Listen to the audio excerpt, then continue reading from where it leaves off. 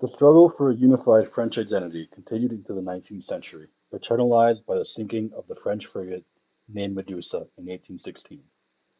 Setting sail alongside three other boats to Senegal's shores, hoping, with the leadership of a recently returned French royal exile named de Chambéry, to reclaim Senegal back from the British after the signing of the Treaty of Paris by both empires. Running aground on a sandbank off the west coast of Africa, in large part due to the incompetence of de Chambéry's inexperience in sailing, he had only been given the position through nepotism and political favors. Quickly forming a raft, the surviving members of the ship, not deemed worthy of lifeboats, were left to drift at sea as they succumbed to madness, killing and eating one another as only 146 men and women of the lower classes of French life were left on the raft that had split off from the boat's wreckage. The Chaume had ordered to cut the raft loose from the rest of the lifeboats, towing it to safety. They were found 13 days later. Only 15 of the men and women had survived. A metaphor for the corruption that would plague the new French state to come, the promise of true liberty was still far away from what David would have hoped for his people. Taking inspiration from the book written by two of the raft survivors, Géricault, the painter here, took the practice of history painting and submerged the principles by which it had been created, taking a massacre of the civility of French values and turning it into a salon spectacle, by which the French aristocracy would see the fate of their new nation. Showing a Haitian man on the top right-hand side of the painting's climactic mass of bodies, Géricault chose to immortalize the struggle for freedom in France through a Haitian man, showing off French virtues through his inclusion, rather than forego the subject of colonization and the expansion of freedom for the citizens of those colonies altogether. History painting, which at this point continued to be the highest form of art in the French Academy, was often only relegated to celebrating the successes of the French nation, or the civic values it wished to instill. Rather than, as in the Oath of the Herati, there was no familiar or clan identity to be sacrificed in the name of France. Rather, the bodies aboard the raft of the Medusa became a horde-like mass of corpses and sickly, mythologized Greek forms that came together to represent the people and lower classes of France, sacrificed during the corrupt reign post-1816. At the heart of both Oath of the Herati and the Raft of the Medusa are pictorial traditions that emphasize geometry as the foundation of tension in illustration. Notice here the use of triangles and the pyramids they create in Oath of the Herati as a way by which to create tension between both opposing parties in the folk story. Tension is created through the use of lighting emanating from the right-hand side of the image, drawing a direct line between the colored-in, almost comic book-like outlines of David's masterpiece. In addition to this tension lies the stability of the father in the center of the picture, dividing it neatly, alongside the columns in the background, into three fragmented stanzas, each one joined together by an unbroken contour around the body and the tension created in the legs of either masculine party, brothers or father. In doing so, David crafts tension inside the image by keeping bodies proportional to one another in relation to the morality of the characters inside the original folk story. This, of course, has continued into the contemporary age, as modern mangaka in Japan have, in many ways, taken over for the artistic practices in the West. Here, in Ito's Uzumaki, we can see a similar process, albeit this time one that uses geometry and composition not in the static sense to create visual tension out of form alone, as done in Oath of the Herati, but instead to facilitate the movement of the eye across the page, beginning and read from top right to bottom left, and then beginning in the top right panel once more of the second page, we can see how Ito masterfully crafts tension and visual rhythm through his composition and paneling. The girl, looking down, stares at her boyfriend, only for the grass in the background of the first panel to lead us into the second one, through the swing set in the next image as the town comes into view. From here, the frontmost pole of the swing set leads us down into the next panel halfway through the page, where the man seen here plants the tension of the novel with a gaze, the need to leave town. His face completes a full turn in the lower right-hand panel one last time as his girlfriend's gaze leads us directly into the next page. From here, the swing set is used in the same way again, drawing us from panel to panel as the text that reads, "Woo!" lies in direct parallel with the man's neck in the previous panel. Keeping this parallel, the final panel sets up the next page, like the last page did for this one. This Western tradition has continued into the 21st century through the works of manga artists like Araki, creator of JoJo's Bizarre Adventure, as well. Pictured here is him using Michelangelo's work alongside European fashion magazines to draw and illustrate the characters of his novels. Most recently, gaining notoriety as a manga artist that collaborated with the likes of Gucci and other European fashion houses, his dedication to artistic integrity through the European masters have gained him worldwide acclaim, both with the Academy and the general public. Take a close look at Caravaggio's Bacchus, and then again to his work, and you will find the beautiful blending of the manga tradition Hokusai laid out in Japan mixing with the European portraiture of the West. The raft of the Medusa is no different. Here, tension is created in the static form, requiring of the massive artwork, zoomed in to give the viewer an up-close and personal perspective of the ordeal, two pyramids to reflect the shifting fates of the French Republic. On the left-hand side, the sail of the raft is seen pushing it towards an incoming wave ready to destroy the common French people aboard it. On the right-hand side, tension is created in contrast to the leftmost pyramid through the inclusion of the Haitian man aboard the raft, waving a set of robes akin to the French flag as he looks to a ship in the horizon. He hopes to save the raft of the Medusa, highlighted here by a yellow dot. The shifting winds of liberty blow through the image, leaving its spectators, the French aristocracy that gathered to view the image at their opulent salons, to decide the fate of its inhabitants through the actions that the painting would inspire them to undertake. To prepare himself for the process of painting the work, Jericho took immense steps in securing the necessary materials for depicting the dead as he saw fit. He spent time at morgues analyzing, drawing, and painting decomposing and rotting body parts. He even went so far as to paint a head over weeks watching it decompose. Taking these bodies, and unlike David, painting them in the Western tradition, Jericho finds a harmony between giving a mythological and hypermuscular volume to them, while keeping them intact in our minds as decayed aspects of corpses. In doing so, he highlights both aspects of the human form, the expression found only in adding highlights to the volume of muscle in his work, while at the same time using the contour and coloring of corpses to highlight the tone and depth, through color palette, of the emotion he is trying to convey. This means, in the case of the grandiosity of the raft of the Medusa, Jericho holds no bars when choosing to, in contrast with Caravaggio's The Entombment of Christ, not create fake contour between bodies and figures that highlight each individual character's personality and identity within the confines of the color put on top of them. Instead, through color harmony and the blurring of skin tones, vis-a-vis the decaying of skin color through the fresh, the singular bodies of the raft form a homunculus-like mass rather than individual characters alone. Starting from the lower left corner, these masses writhe and convulse together in a swinging motion, forming an arc towards the Haitian man raising his fist in a celebration of victory and prosperity, as he gives the rest of the raft a sign of hope with a ship looming on the horizon. The same contours and body postures given to Christ in Renaissance paintings, as was in Marat's body, litter the raft, where Christ's absence is notable, as its inhabitants, instead of reaching out and crying over Christ's body, reach out in a secular fashion towards the prospect of liberty. Bodies are seen mutilated and left victims of cannibalism across it, each one a failed Eucharist for those seeking to indulge in sin over the promise that the French government had created for them through Christ. The final glimpse of humanity lies in the Frenchman, holding to the promise of salvation by being grasped by the Haitian standing in the name of liberty atop the single barrel remaining on the raft. 3 years later, the fight to be freed from colonization continued as two generals from the Haitian Revolution, depicted here by French painter Guillaume in 1822. Guillaume, a man of mixed French and Caribbean descent, dedicated the painting to the Haitian government in order to promote the right for Haiti's independence. Later on declared a bastard child by the French government, Guillaume never was able to fully reconcile his mixed French identity, having been born from a slave mother and a professional painter, white Frenchman. Continuing in the long tradition of raising the question of who is French and who deserves freedom, the men pictured here are still in French garb and being granted nobility and prosperity by a white French god. It is this god that traces them back to Europe, where, despite having been the origin of their enslavement, their new identities as Haitians was set to be enacted. It is through these same values that Haitians wished to enact their own freedom upon themselves, when, in 1801, Toussaint Louverture stated that Haitians should thank God for the gift of freedom. It is, after all, their choice to believe in Him. The chains of slavery are cast down at the feet of the generals as both men, on either side, in civic Western tradition, taken on oath over the words written on the stela between them: freedom, religion, laws, and constitution. live free or die, and strength through unity. Guillaume himself was no stranger to French civic pride.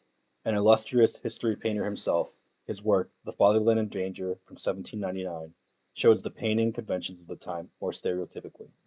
Again, we see men and women depicted here in stark contour and contrast to one another. Bodies, unlike on the raft of the Medusa, rarely ever form together into one. Instead, each character its own strong, still, static, and stiff version of a romanticized forms. The color and images of the Oath of the Herati present themselves once more as men reach out to give Roman salutes, and swords are raised in unison to represent civic duty and nobility. Here, France, represented by the statue on the leftmost side, is not represented by the fatherland, but the motherland, as the word is gendered feminine in French. The scene is littered with characters and moments, such as the lover's embrace, the child bearing swords, or the military men pointing to the river in the background, to invoke a scene of civic pride and identity through portraiture. It is through this perspective that we can come to fully understand the impact of Delacroix, a student of David, Marat's key biographer, depiction of the massacre at Chios. More than 4 meters tall, the massive opulence of the painting is like an Aegean epic in scale, akin to a Ridley Scott movie of today's age depicting similar struggles for Western identity. Featuring a dual pyramid structure seen before in the raft of the Medusa, the nature of the West's so-called white European identity is seen in the totality of its hypocrisy through this historical depiction. Instantly controversial, many famous art critics and artists alike decried the painting for the destruction of the aesthetic practice they believed they saw.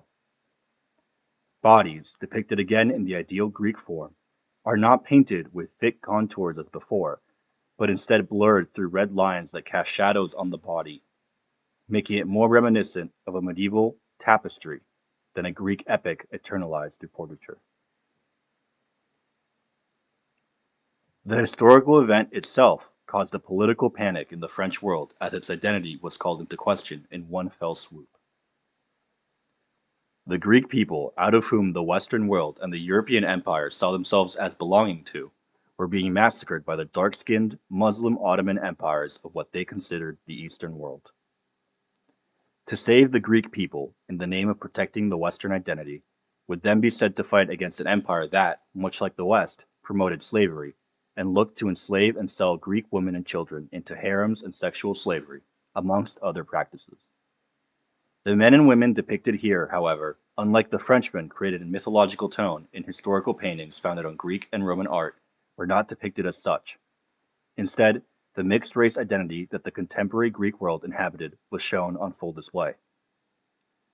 Much like the previous depiction of France in Guillaume's painting, vignettes of the massacre are displayed, as in the background, between both sets of triangular forms.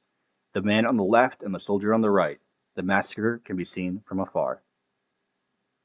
This is in direct contrast to the conventions of history painting at the time, where the entirety of the work was filled to its utmost capacity with individual scenes and archetypes of what was considered the totality of the French identity, as seen in The Fatherland in Danger.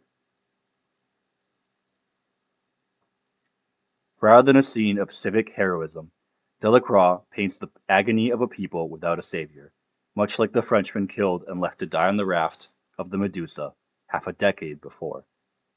Contours in between fingers covered in tears seen in the middle picture blend the hand's individual features to form web-like outlines in between them, making it seem as if she could wade through water with them. The Greeks, unlike the Turks massacring them, were depicted as feeble, while the Turks heroic, calling into question the nature of Western values through slavery and empire. For one last time, the Greeks and their supposed immortality, as it was through Marat, was called into question.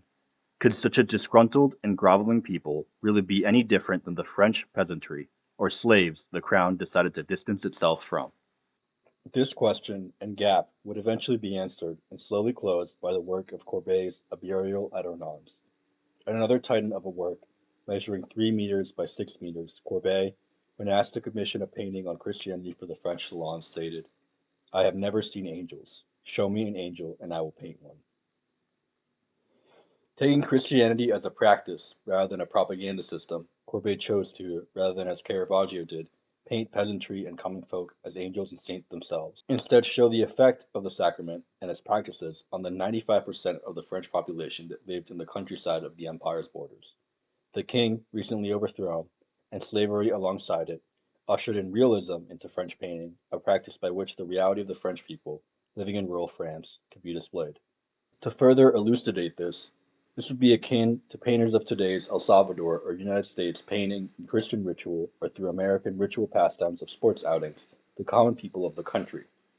While it may be tempting to reimagine the people of Courbet's burial as timeless, original artifacts of European nobility, in that moment they were closer to what today we would think of as the descendants of Native Americans in Latin America, or the masses of those vulgarly referred to as rednecks in the United States.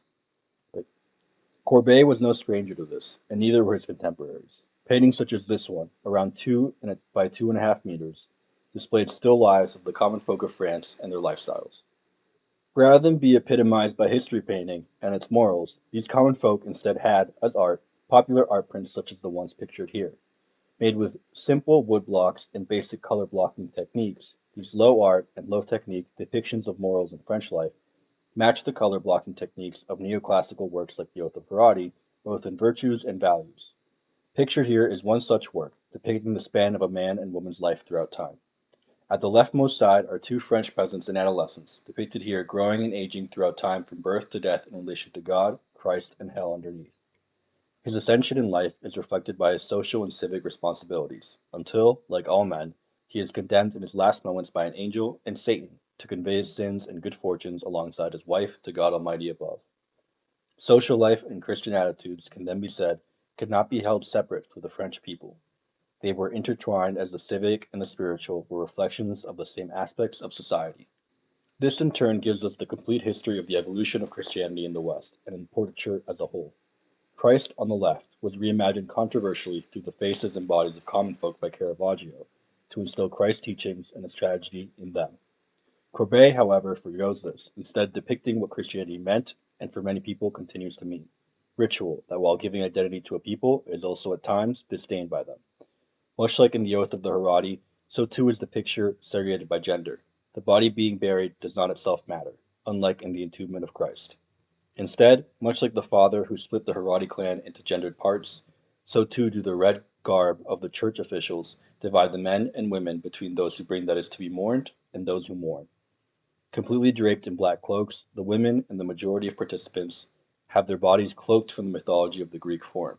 Instead, in those forms as absence, only faces are left, and the direction they face to convey the mood and ambiance of the burial at Ornans. As opposed to the dramatic expressions by Caravaggio, the people at the funeral of Ornans have expressions mixing from grief to apathy.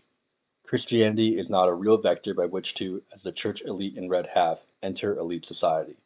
Instead of depicting civic duty and the blending of the spiritual and civic life, Courbet depicts the mundanity of Christian ritual, in a sense negating the basic principles of history painting in the process. The two men at the front of the work, on the right-hand side of the procession, were stated by Courbet to be members of the Revolution of '93, standing alongside their dogs in the clothes of their times. Relic of a false war, these men returned to their countryside, victors of their homeland, still relegated to the same Christian practices, beliefs, and church doctrine of before. The women, blending in together to form a cloak of grief in all black, move away from the procession in the process, as Jesus is brought to the peasantry on a cross, and the solemnity of French ritual life in the countryside is captured not in bodies, but in reflecting, flicked faces and expressions that move the image along with their sorrow. Piety, seen here, is not a depiction of grandiose churches and their depictions of Christ, but rather found, as it was the case, in the processions of burials, the moment at which a family mourned the fate of their loved one, free to worry if he could make it to heaven. France, quickly modernizing soon afterwards, would find itself building a new Paris under the leadership of its new emperor, Napoleon III, during the Second French Empire. Looking to catapult his empire's capital into the new age, with the city's expansion would come new art movements, marking, through shifts in technology, a new age of Western portraiture that more accurately reflects the so-called freedom of expression and freedom of abstraction seen in modern art today. Beginning in 1852, the slums of France, seen pictured on the leftmost side, were dark corners and alleyways elbowed against sharp and jagged buildings like the contour of mountain against rainwater. The new France would be founded with the freedom of movement in mind, taking inspiration from the United States, Washington, D.C. The long, organized corridors for the free travel of carriages, empowered by the advent of steel, opened up the possibility to clear out slums for French aristocracy in turn pushing the urban poor out of France into the neighboring, soon-to-be-built suburbs. It is in this context that this painting, Olympia, was painted. Originally facing rejection at the French Salon the year it was set to be exhibited, fearing criticism of censorship, it was allowed in by the Academy. A jarring work, its composition pays homage to previous themes of nude and sexuality that, much like Marat, sought to make the experience of otherness brought about by sex and the male gaze comfortably close to the men of the salon. It is the male gaze that defined the portraiture of women for centuries, even if many women today admire and enjoy pictures of women drawn by men for this reason. Titian's famous Venus of Urbino is often displayed amongst the finest of all the classical nudes. The hair of said Venus, the personification of lust, romance, and the chaos she incurs alongside Mars, her repeated lover, so silky in representation it is possible to almost hear it softly drape over the Venus's shoulders. Much like David's Marat, her body alone illuminates half the painting, her coy and dainty smile receptive to the male gaze as she invites you into her body through her turned neck and relaxed, pushed back left shoulder. The sensuality of her body follows its topmost contour, leading you past her pelvis towards the puppy on her bed sheet, whose hair and sheen is as much of a symbol of cuteness, meant to be consumed as her body and gaze itself. From here, alongside with her eyes and neck beckoning towards her background, she not only invites you into her eroticism, but into her splendor as well. Enter the world of the Venus Urbino, Titian beckons, and you will enter into a world of riches, of women servants, of Italian opulence. But most of all, you will devour the roses she grasps alongside her other hand covering what you must desire. Let her pearl drop earring, Titian beckons, drape over your own face, fall onto your cheek as a teardrop would roll down it, so you may, in turn, become part of the splendor Urbino, through its Venus, promises. It is the same fantasy promised, as well, one built on the privacy of man and his relation to woman, that not only beckons us into Titian's Venus, but is at the heart of the pastoral fantasy he depicts in his 1509 The Pastoral Concert as well. Here, the men's gazes are kept firmly away from us as the women in the image come to depict Mother Nature herself. This reflects nothing of women's lived experience or realities, but rather the musings and machinations of women that exist only in men's mind. Turning her body towards us, the woman in the front of the image, at the leftmost side, pours water into a marble basin, reflecting the plenitude of the female nude and the fantasies the male psyche attributes to her. The men, disguised through their gazes and conversations with one another, are free to use these women as they see fit, use them as part of their own plans, in privacy, away from the judgment of the spectator. Monet, taking inspiration from Titian and the European practice of pastoral landscape, depicts the same scene, albeit this time with the privacy afforded to the two men before removed. In its absence, we can see the discomfort of the man in brown, looking outward at he who gazes at the scene with disdain, as he tries to imply to the spectator to leave him and his male friend as they try to swoon the muses in the scene with their intellect. The men wish to impose their egos onto the muses, the frontmost of whom looking back in serenity and innocence outwardly, inviting in whoever so wishes to consume from her cornucopia of plenty. In the background is seen another woman, who, much like the frontmost, is created and consumed by the male gaze, her femininity an offering to those who, made in the eyes of Manet, find her feminine aura an object of desire. Painted in the same year, and the painting most often held against Manet's Olympia, is Cabanel's The Birth of Venus. Drawing direct inspiration from Michelangelo's works, the Venus here is so highly eroticized that her body itself expresses orgastic pleasure, at once displaying the tension and release of it at the same time. What is important to note here is that there is not an image nor a biography of a woman or of a woman's femininity. Rather, it is an expression of Cabanel's eroticism through a female body, in what is referred to as, rather than simply a form, the female nude. Pictured here is something akin to a female nude, but not what the Art Academy would consider as such. Rather than eroticize and express emotion, allure, and desire through the nudity of women alone, this image, seen as lower art, is instead relegated to the status of smut or pornography. Failing to capture within its form a sublimation of knowledge or emotion, instead, this image, created solely for the visual appeal of a female body, is relegated as lower art, smut, more akin to pornography than a female nude.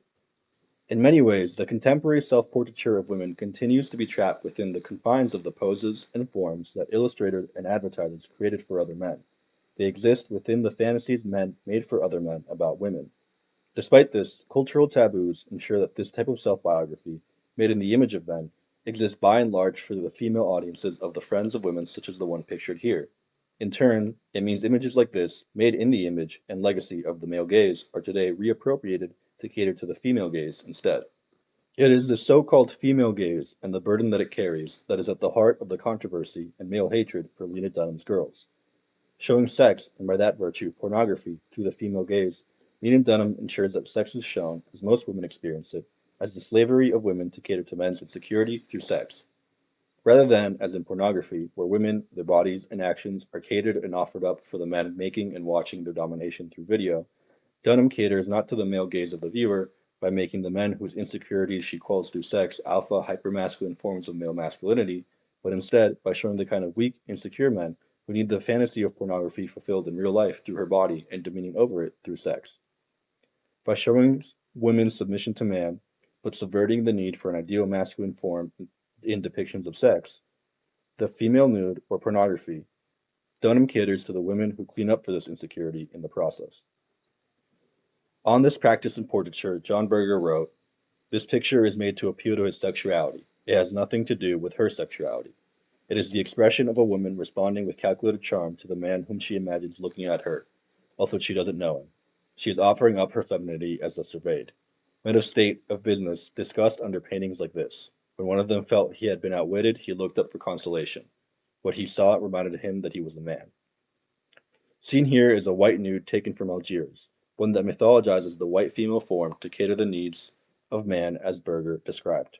Her back is artificially elongated, turning back to depict a false form of a woman that beckons and lures man in with sensuality, asserting his masculinity and power in the process. Delacroix, who painted the massacre at Chios years before, was no stranger to this. He often depicted harems of Muslim and Algerian women, and as Frenchmen did at the time, their black female servants and counterparts in the process. Orientalism can then be said to be the practice by which Frenchmen and other European kingdoms cast their own fantasies and ideals of opulence and beauty onto the cultures of what they considered the East, even if Delacroix's massacre at Chios highlights the hypocrisy of this term and label altogether. Seen here is another white nude, its serenity upheld against her black servant, painted in the half nude, as the privacy and luxury of the white nude grants it a lure that the black nude, depicted in working attire, does not. It is within this tension, that of the white nude and the French identity's reliance on it, that Manet, parodying Titian's Venus, depicted in Olympia. Unveiled by Manet's friend Zacharias Struck, the man introduced the painting to the world with this poem. When tired of dreaming, Olympia awakens. Spring enters on the arms of the mild black messenger. She is a slave who, like the amorous night, comes to adorn with flowers the day beautiful to behold. The august young woman is whom ardor is ever wakeful. Seen here is a white nude, albeit not in the traditional sense. The contours of its body and the detail of the hand painted have been put together in such a way that the nude does not cater to man's ideal of eroticism. Subverting the idea of the quote-unquote servant woman, Olympia, the white woman in this painting, is a high-class prostitute. It is the black woman in this painting who is granted privacy and in turn authority over her body, as Olympia is relegated to cater to the men who wish to consume her through portraiture. Instead of highlighting her breasts and nipples, Olympia's form and body are muted throughout, as it is now the freed slave woman who is less of a commodity than the white French woman who Frenchmen claim to adore. Bringing in flowers that, wrapped in newspaper, speak to the fact that Olympia's visitor brought them for her on a whim, surprising her with them. It is the slave woman who invites us, and the man who bought them for her, into the painting. Ensuring that she takes care of her master's wishes, the maid is painted with concern, while Olympia is subdued under the mundanity and slavery of prostitution. Causing discomfort with a majority of her viewers, Olympia is painted high above the bottom of the painting as opposed to Titian's Venus, giving her a sense of power and assurance over her male spectators.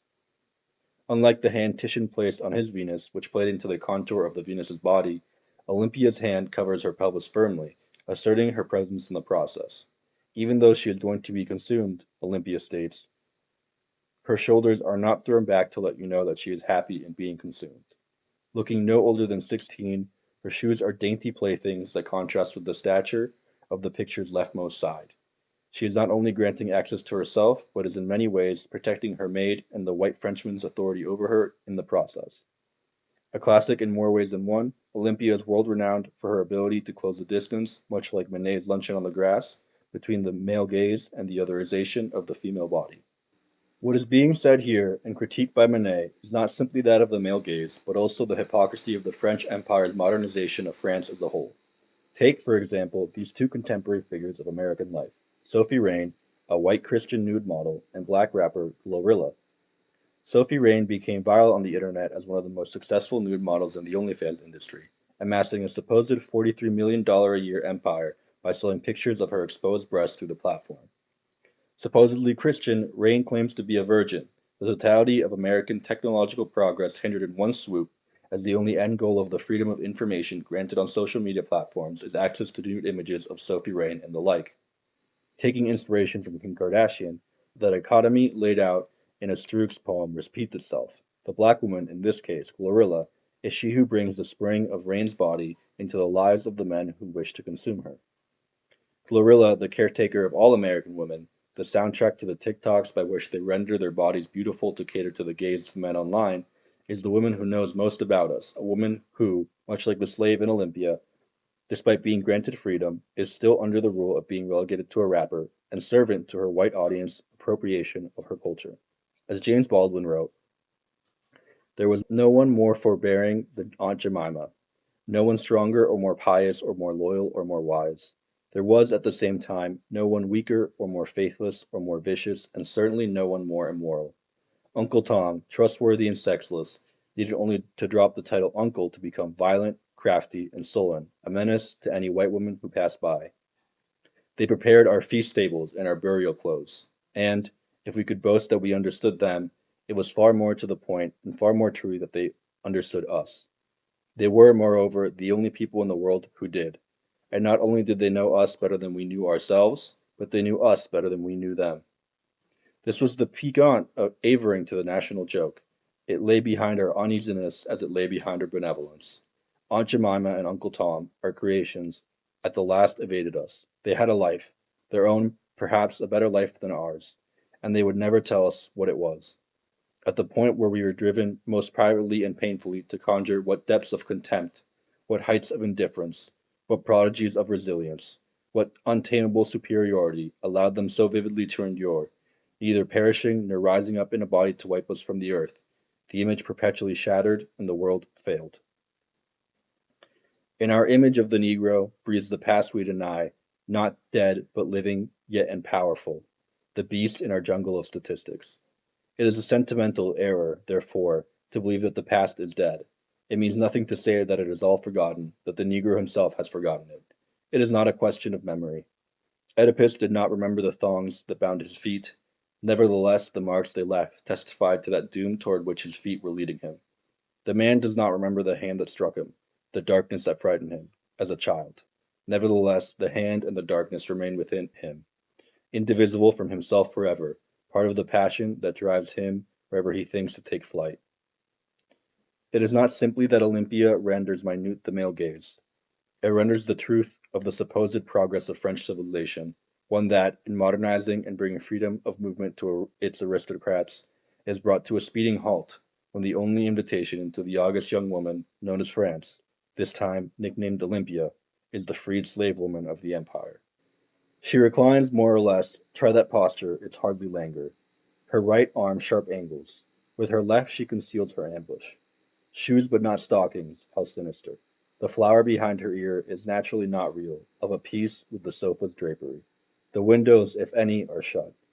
This is indoor sin. Above the head of the clothed maid is an invisible voice balloon. Slut. But consider the body, unfragile, defiant, the pale nipples staring you right in the bull's eye. Consider also the black ribbon around the neck. What's under it? A fine red thread line, where the head was taken off and glued back on. The body's on offer, but the neck's as far as it goes. There is no morsel. Put clothes on her and you'd have a school teacher, the kind with the brittle whip hand. There's someone else in this room. You, Monsieur Voyeur. As for that object of yours, she's seen those before, and better. I, the head, am the only subject of this picture. You, sir, are furniture. Get stuffed. Margaret Atwood.